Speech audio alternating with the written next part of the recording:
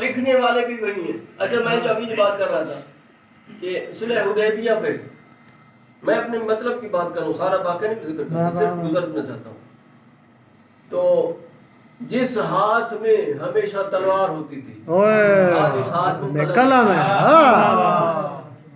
میں اپنی بات کی تائید میں آیت میں نے پڑھی ہے.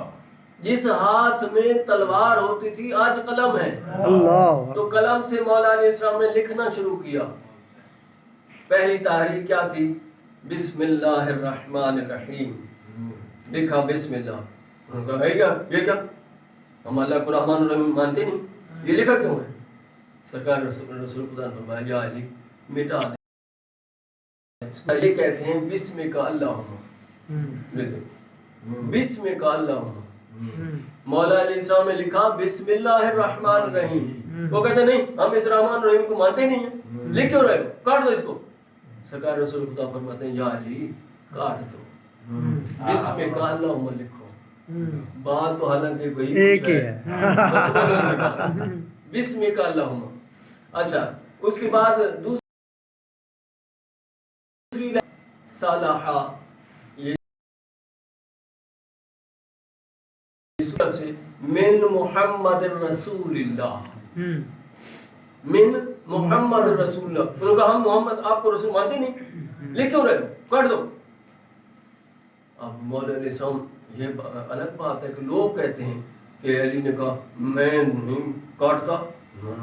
قطعاً ایسی نہیں، ایسی قطعاً بات نہیں.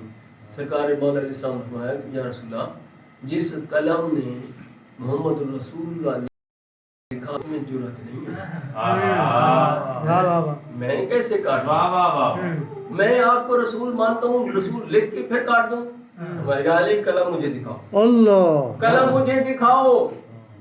وہ محمد رسول اللہ کاٹ کے میں محمد بن عبداللہ لکھا. اللہ تو یہ کیا ہے؟ نور. الذین آمنوا بہ، اس پر ایمان لاؤ. وعزروہ، سرکار رسول خدا پر ایمان لاؤ، اس کی عزت و تکریم بھی کرو. وناصروہ، عزت بھی کرو.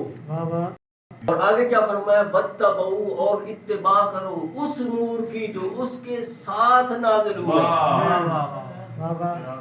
اور وہ نور مولا علیہ السلام ہے اور باقی ائمہ بھی ہیں، مگر خصوصیت کے ساتھ مولا علیہ السلام ہے. اچھا نور کی بات آ گئی ہے، اور خصوصیت سے جس کا میں ذکر کر رہا ہوں وہ مولا امام زمانہ علیہ السلام.